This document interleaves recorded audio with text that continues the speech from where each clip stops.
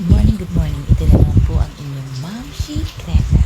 O yan, naitanong ninyo bakit ako nakaupo ay alas 4 pa lang ng madaling araw ay ako ay nakaupo na para magpa-breastfeed. Opo, tama po yun.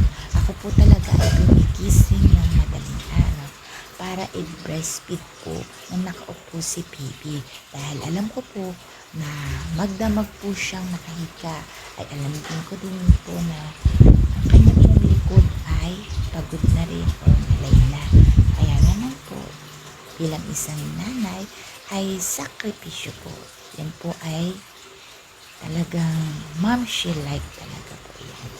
At ako din po ay nagpalit ng kanyang diaper dahil lang ma-advise ko po sa inyong mga mamshi, kailangan po talaga tayong gumigising ng madaling araw upang palitan po ng diaper ang ating baby kahit hindi po siya umiiyak.